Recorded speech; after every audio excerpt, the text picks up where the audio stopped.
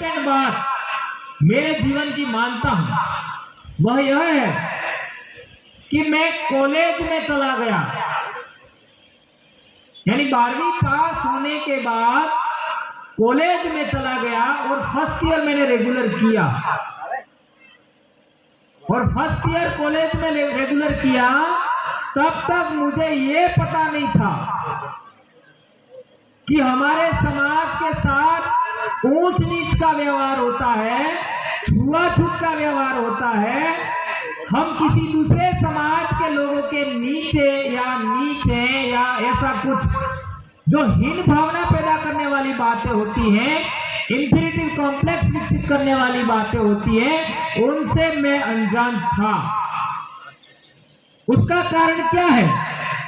उसका कारण यह है कि हम लोग पाल में पैदा हुए और पाल के बच्चे और पाल के लोगों के साथ इस तरीके का व्यवहार नहीं के बराबर होता है। इसलिए हमको हमारी लाइफ में कभी, हमारी एजुकेशनल लाइफ में हमको ये कभी पता नहीं पड़ा कि हमारे समाज के साथ या हमारे साथ ऊंच नीच या छुआछूत का व्यवहार होता है, या हमसे कोई ऊंचा है और हम किसी से नीचे, हमको पता नहीं था। फिर हमने एसटीसी किया 2 साल, उसमें भी हमको पता नहीं लगा। और इसके बाद मेरी नौकरी लगी और वो नौकरी मेरी 22 साल की उम्र में लग गई। आज मेरी बेटी का भी अभी 22 साल हो गया, अभी नौकरी नहीं हुआ है। यानी मेरी बेटी की उम्र से आज की तारीख में उससे ज्यादा कम उम्र में मेरी नौकरी लग गई, मेरी मूछ तक नहीं थी। और जिस स्कूल में मैं नौकरी करने गया तो वहां के लोग मुझे बोलते थे बालमुद्दीन मास्टर आ गया, ऐसा लोग बोलते थे। बात सही भी है। तो कम उम्र में मैं नौकरी लग गया। अब नौकरी लगने से पहले तक मुझे कभी ये एहसास नहीं हुआ कि मेरे समाज के साथ या मेरे साथ में कोई ऊंच नीच का व्यवहार करता है, छुआछूत का व्यवहार करता है, या मैं किसी से कम हूं। ये पता नहीं था। और इसका कारण क्या था? 8वीं क्लास में मैं दूसरे नंबर पे था। सभी समाज के बच्चों के बीच में 8वीं क्लास में मैं दूसरे नंबर, 9वीं क्लास में 60 बच्चों में पहला नंबर मेरा, और 10वीं में 6 सेक्शन होने के बावजूद पूरी स्कूल के अंदर दूसरा स्थान, और वो पहला स्थान भी जीवराज जी डामोर का था। आप सब जानते हैं, वो भी हमारे टेट के सुरक्षक है मेरे भाई। वो प्रथम और सेकंड में, और 11वीं क्लास में पूरी स्कूल टॉप किया हमने, और 12वीं में भी हम पहले दूसरे तीसरे नंबर पे रहे। और पूरी कॉलेज में फर्स्ट ईयर जब मैंने आपका रेगुलर किया तो पूरी कॉलेज में मैं सेकंड था। और एसटीसी में एक एससी का लड़का और एक मैं आदिवासी, हम दोनों पूरा एसटीसी में टॉपर थे। विचार करिए, ये मैं क्या समझाना चाहता हूं इसके माध्यम से।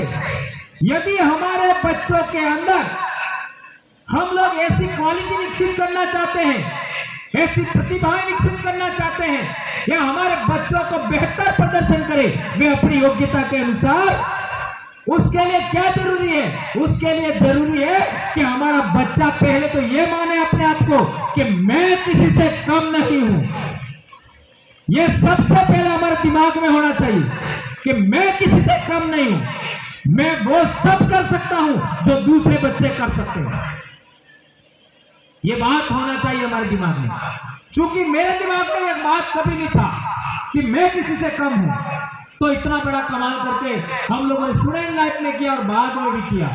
फिर मैं 12वीं क्लास एसटीसी करके नौकरी लगने के बाद एक गांव में आया, तो उस गांव में हमको एक गैर समाज के आदमी ने अपनी दुकान पर सामान खरीदेंगे यूं करके उन्होंने हमको बुलाया चाय पीने के लिए।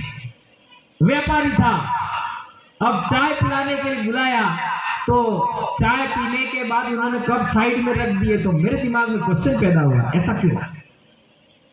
फिर हमारे साथ में एक कंपाउंडर साहब थे, उनको मैंने पूछा कि यार उन्होंने कप साइड में क्यों रख दिए? तो फिर उन्होंने बताया कि ये ऐसा ऐसा समस्या है। अब इसके बाद में मेरा इतना पारा हाई हो गया पारा का मतलब गुस्सा, मैं वैसे गुस्से आदमी हूँ, आज तो काफी सुधर गया हूँ मैं भी। तो इतना गुस्सा हो गया मैं, और उस आपका जैन साथी का दुकानदार, एक बार इसके बाद में उसके मकान में ही रहा, लेकिन मैंने अनशन डांटा उसको कि तुम्हारे घर में जितना सुख सुविधा नहीं है उससे ज्यादा मेरे घर में सुख सुविधा है। तुम्हारे घर में जितना पैसा नहीं होगा उतना हमारे पास में, तुम्हारे से ज्यादा बेहतर खेती है हमारे पास में, तुम्हारा पढ़ाई क्या है उससे ज्यादा हमारे घर में पढ़ाई है। मैंने बहुत अनशन कुछ भी बोल दिया। अब बेचारे वो भी ये लगा कि नया नया मास्टर है, उसने हमको इतना सुना दिया हमारे गांव के अंदर, बुरा भी लगा उनको। लेकिन बाद में उन लोगों ने, उनके घर में ही मैं रहा तो उन्होंने कभी मेरे साथ ऐसा व्यवहार नहीं किया। लेकिन देखिए पहली बार मुझे पता लगा कि मेरे साथ या मेरे समाज के साथ ऐसा ऊंच नीच छुआछूत का व्यवहार होता है।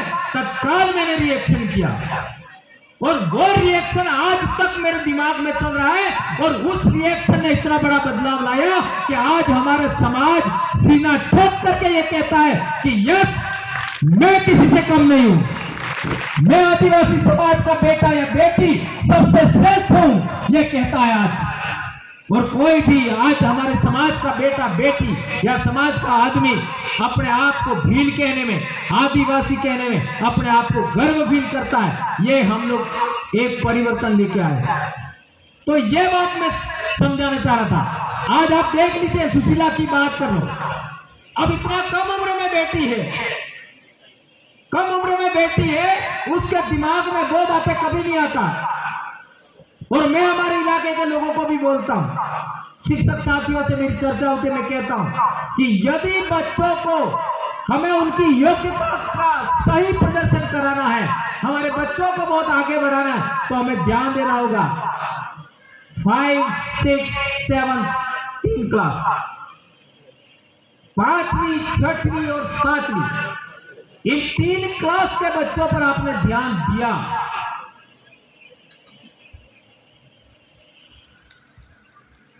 यदि हम माता पिता हैं और इस वीडियो को दूसरे लोग भी सुनेंगे, उन सबको कहना चाहता हूं, बच्चों को भी कहना चाहता हूं, टीचर्स को भी कहना चाहता हूं कि आप लोग 3 क्लासेस संभालिए, 5, 6 और 7। इन 3 क्लास के बच्चों को आप देखिए, उन बच्चों को जितना पढ़ाओगे वो पढ़ेंगे, जितना खिलाओगे उतना खेलेंगे, वो थकेंगे नहीं। कितना भी पढ़ाओ वो थकेंगे नहीं। और यदि उनको 10 मिनट के लिए भी आपने छोड़ दिया तो धमाल करेंगे। स्कूल के अंदर आपस में मारपीट भी हो सकती है, यानी वो बच्चे इतना उस टाइम सीखने के लिए 100% तैयार होते हैं। यदि हम लोगों ने इस उम्र के बच्चों को संभाल लिया तो वो कभी भी पाठ पढ़ने से वंचित नहीं रहेंगे और खेल में भी वंचित नहीं रहेंगे और अपनी जिंदगी में कभी भी किसी के सामने दबेंगे नहीं। वो बोलेंगे। आज जिस स्कूल में मैं गया हूं वहां के बच्चे प्रश्न पूछो, आता है प्रश्न, फिर भी नहीं बोलते थे। मुझे एपीओ करने के बाद वापस भेजा गया, उस स्कूल की बात करता हूं जहां वर्तमान में हूं मैं। तो वहां पर बच्चे प्रश्न का उत्तर आता है नहीं बोलते थे और कई सारे बच्चे हाथों में कंकु गिरता था। कंकु क्यों गिरता आप समझते हो? वो माता जी वाला मामला, गले में धागा, हाथों में धागा, पैरों में धागा, न जाने कहां कहां धागा, काले धागे न जाने लाल पीले धागे। और कई साल तक ढूंढते थे स्कूल में, माता जी आ जाती थी।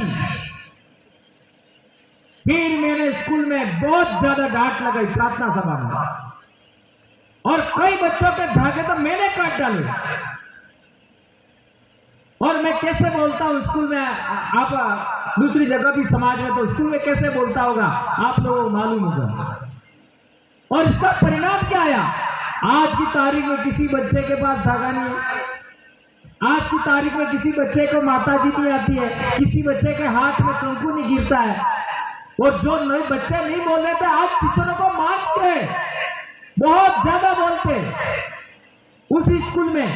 और भी क्लास में नहीं गए तो बच्चा ऑफिस में आ जाता है, हमारे मार साहब हमारे क्लास में चलो। और आज की तारीख में बच्चे टीचर्स के साथ में इस तरीके से बिहेव करते जैसे फ्रेंड हो। ये आप मेरे स्कूल में आकर के आप देख सकते हो, बच्चों में वो डर खत्म हो गया।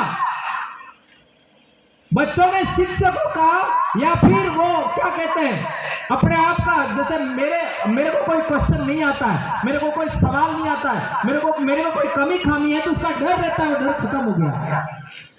बच्चे आराम से संवाद कर लेते हैं। ये बड़ा चेंज है। उस चेंज को कैसे किया मैंने, क्योंकि मैं 6th क्लास में पढ़ाता हूँ, 7th में पढ़ाता हूँ, 8th क्लास में पढ़ाता हूँ, और मुझे पता है इन बच्चों को हर हाल में 3 क्लासों में मुझे बोलना सिखाना है। वो दबना नहीं चाहिए, वो चाहे कुछ भी बोले नो प्रॉब्लम, लेकिन बोलना ही है। तो बच्चों के साथ इस तरीके से व्यवहार करते हैं कि वो हर हाल में बोल उठे।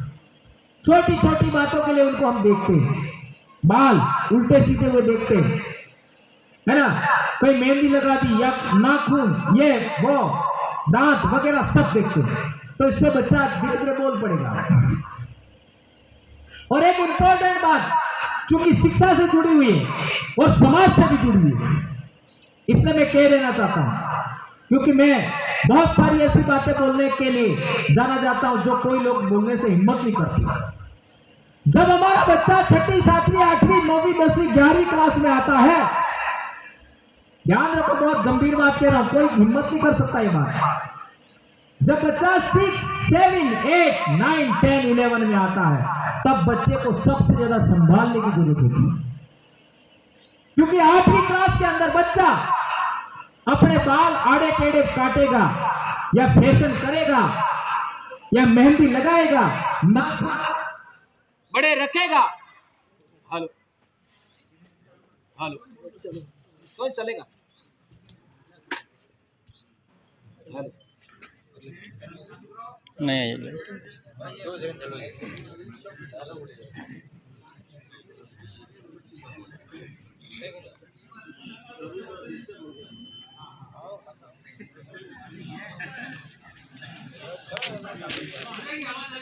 वैसे मेरे तो आवाज आ जाएगी।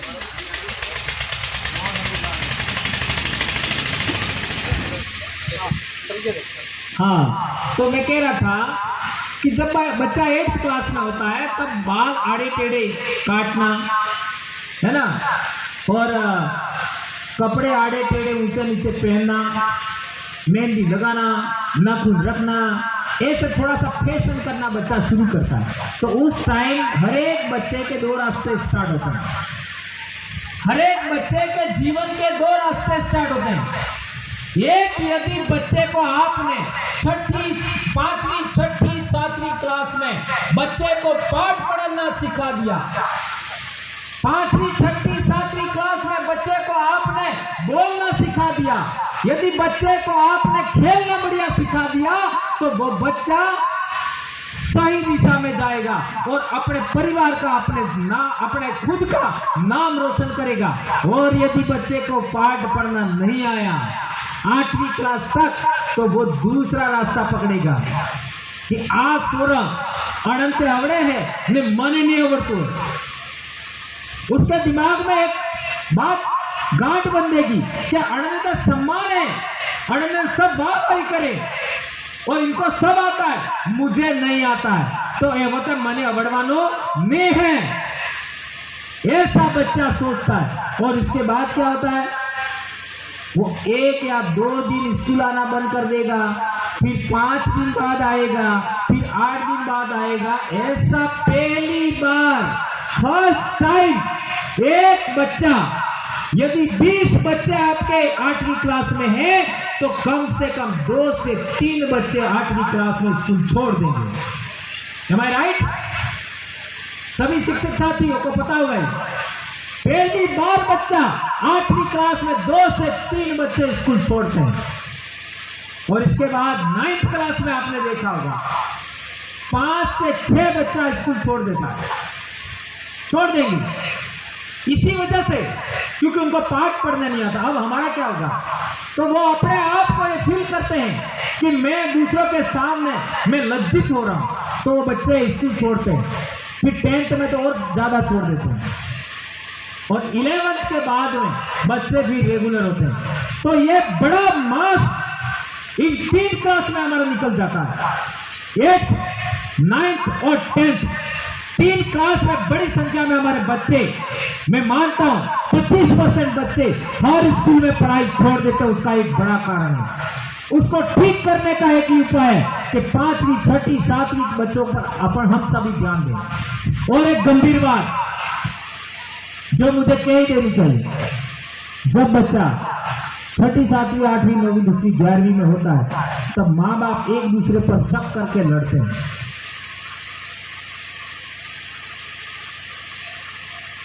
ये बहुत बड़ी बात है, ये अधिकतर जगह होता है। ये बात कोई कहने की हिम्मत नहीं करेगा मेरे दोस्तों। अधिकतर माँ बाप जब बच्चे को संभालने की जरूरत होती है, हम तो शिक्षक है, टीचर है, हमारा काम ही यही है कि हम बच्चों को सही प्रेरणा दें, माता पिता समाज को सही प्रेरणा दें, जो बात समाज में हो रही है उसके लिए बोले। ये बहुत बड़ी बात है दोस्तों, इसको हमें ध्यान रखना होगा। हमारे खुद के परिवार पर भी हमको ध्यान देना होगा। यदि आपका बच्चा 6, 7, 8, 9, 10, 11 में है, तो हमें किसी भी सूरत में अपने परिवार में कुछ गलत भी हो रहा है, तो हमें बच्चों के लिए आपस में नहीं लड़ना है। ये बात कहना चाहता हूं मैं, इसलिए बात ही कहूं। और एक इंपॉर्टेंट बात, हमारे बच्चे भी उस टाइम टीन एज में होते हैं, उस पर भी ध्यान देना होता है। आप माता पिता हैं, आप शिक्षक हैं, तो बच्चे की हर एक्टिविटी पे आप ध्यान दीजिए, उनसे संवाद करिए, उनसे बात करते रहिए, तो आपका बच्चा कभी भटकेगा नहीं। वो अच्छे से अच्छे प्रदर्शन करेगा, अपनी योग्यता का प्रदर्शन करेगा और आगे बढ़ेगा। हम रोज हमारे बच्चे जो बाहर रह रहे हैं, मेरी बेटी आज 22 साल की होगी, उसको हम रोज बात करते हैं, MBBS कर रही है। बेटा वो भी 19 साल का हो गया, वो भी अभी MBBS में है। हम डेली बात करते हैं। बच्चों से आपको डेली बात करनी चाहिए, भले आपका बच्चा आपके घर में है या बाहर पढ़ाई कर रहा है।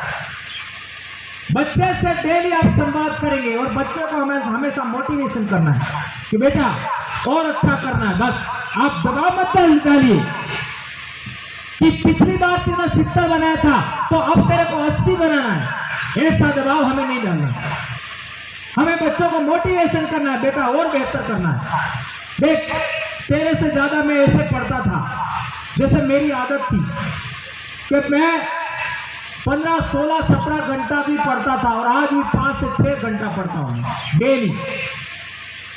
तो मैं मेरे बच्चों को यही कहता हूँ, मैं कितना घंटा पढ़ता था तेरे मम्मी मेरे दादा दादी को पूछ, या जो मेरे साथ में पढ़ते थे उनको पूछो, तो बच्चे मेरे को कहते हैं हम इतना तो पढ़ नहीं पाएंगे, ऐसा बच्चे बोलते हैं। और मेरी उम्र के लोग आज की तारीख में मैं जितना पढ़ता उतना पढ़ भी नहीं पाते। मुझे पढ़ने का नशा सा है, ऐसी कैसी किताबें मैंने पढ़ डाली, ऑनलाइन पढ़ता हूं, आज भी ऑनलाइन किताबें ढूंढ के पढ़ता हूं। इससे बेहतर नॉलेज कलेक्टेड हुआ और वो बेहतर नॉलेज मैं समाज को देना चाहता हूं। मेरे मन में एक जुनून है कि मैं मेरे समाज को ऐसा बनाऊं, मैं आने वाली जनरेशन को ऐसा बनाऊं, मेरे सामाजिक कार्यकर्ता को ऐसा बनाऊं, मैं राजनीतिक कार्यकर्ता को ऐसा बनाऊं, मैं मेरे शिक्षक साथियों को ऐसा बनाऊं क्या उनके आगे कोई भी उनको कोई माइकल जीत नहीं पाए आने वाले समय में, और वो एक बेहतर इंसान बने, उनके पास बेहतर आपका नॉलेज संग्रह हो, उनके पास धर्म का बढ़िया नॉलेज होना चाहिए, सभी धर्मों का, दुनिया में जितने धर्म है सबका नॉलेज होना चाहिए, इतिहास का बेहतर नॉलेज होना चाहिए, संस्कृति का बेहतर नॉलेज होना चाहिए, हक अधिकार का बेहतर नॉलेज होना चाहिए। इसका हम प्रयास करते हैं और इस वजह से आज आप लोगों ने, हमारे अध्यक्ष जी ने तो बहुत सारी बात बोल दी, लेकिन दोस्तों हमें सबका सम्मान करना है। Every child, every man and every women, आदिवासी समाज का हर एक इंसान बहुत महत्वपूर्ण है। सबके डेवलपमेंट के लिए हमें काम करना है, हम जितना कर सके हमें करना है। एक बात याद रखिए दोस्तों, हमारे अंदर कितने भी दुर्गुण हो, हमारे अंदर कितने भी दोष हो, उनका निरंतर परिष्कार करना है हमें। किसी भी सूरत में हमारे अंदर कोई दोष हो, हमारे अंदर कोई कमी खामी हो, उसका वजह से हमारे समाज के किसी आदमी पर गलत असर नहीं पड़ना चाहिए। इसलिए हम लोगों को आत्म समीक्षा करना चाहिए। मैं अपने आत्म समीक्षा करता हूं, मेरे में कोई कमी खामी है उसमें मैं सुधार करता हूं। और आपने देखा होगा दिनेश जी 2016 या 2016 में ही हमारा जोत्री में कार्यक्रम था आरक्षण को लेकर के। उनको पूछिए आप, वो पहली बार हमको मिले थे तब में और आज की गवर्नर में कितना परिवर्तन है, उनसे पूछिए। पहली बार आए थे आप लोगों ने भी, जब पहली बार मुझे देखा होगा उस समय से आज में कितना परिवर्तन है। इस तरीके से हमें निरंतर अपने आप का विकास करना है।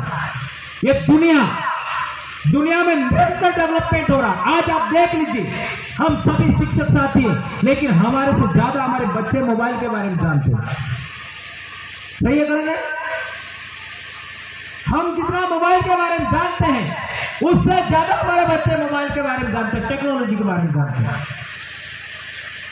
और हमारे बच्चों से ज्यादा उनके बच्चे ज्यादा जानेंगे, ये गारंटी।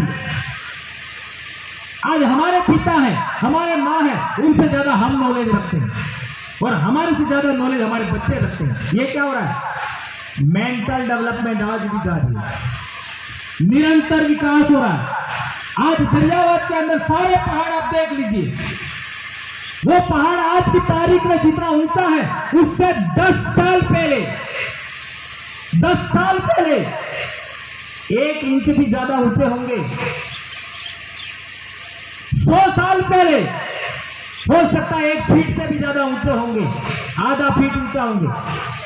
तो पहाड़ों का भी निरंतर डेवलपमेंट हो रहा है, नदियों का निरंतर डेवलपमेंट हो रहा है, पेड़ पौधों का निरंतर डेवलपमेंट हो रहा है। आज की तारीख में हमारे इलाके में देख लीजिए, बहुत सारी ऐसी वनस्पति है जो 10 साल पहले नहीं थी।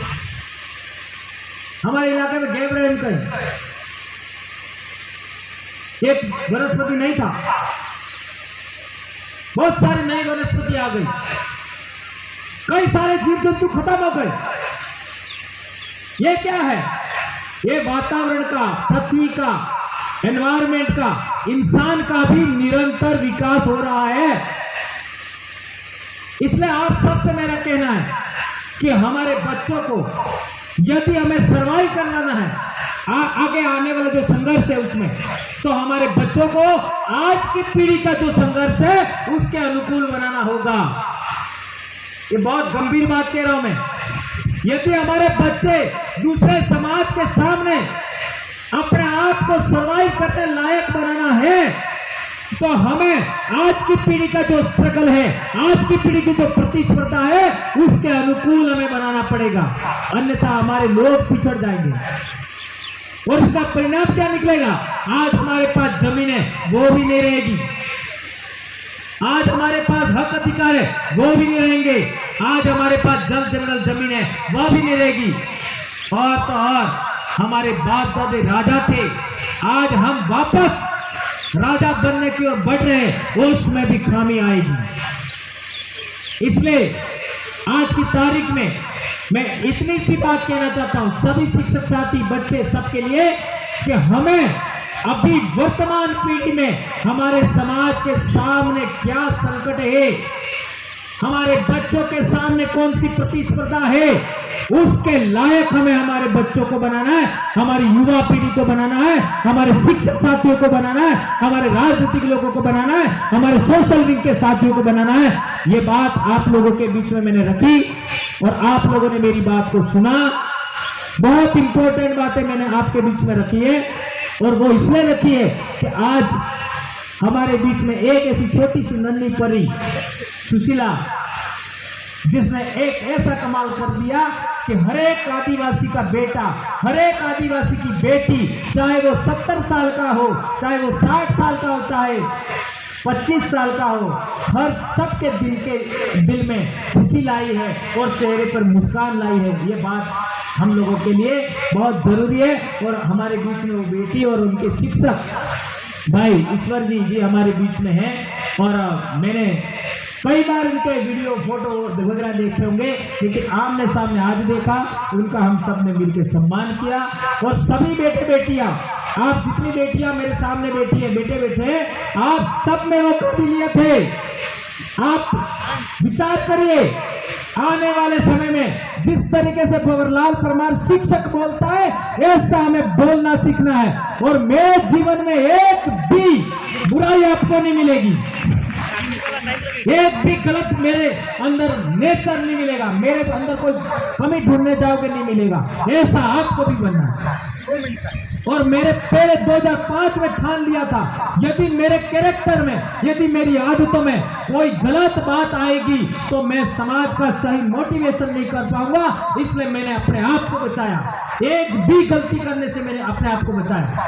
और ऐसी आप भी कोई गलती नहीं करेंगे, अपने आप को बेहतर से बेहतर बनाते हुए अपने टीचर्स, अपने माता पिता और अपने समाज का नाम रोशन करेंगे, ऐसी आशा अपेक्षा करते हुए मैं अपनी बात समाप्त करता हूं। जय आदिवासी, जय जोहार, जय बिल प्रदेश।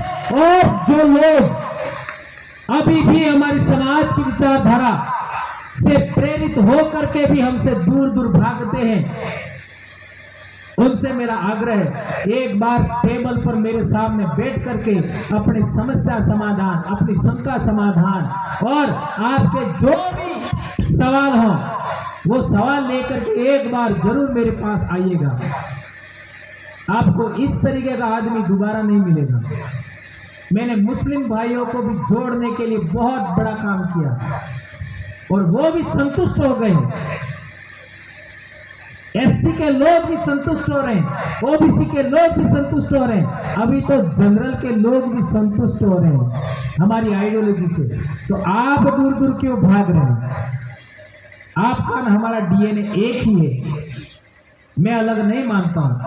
तो आप लोग आमने सामने बैठ करके अपनी शंका का समाधान करिएगा, ये मेरा आह्वान है। धन्यवाद दोस्तों।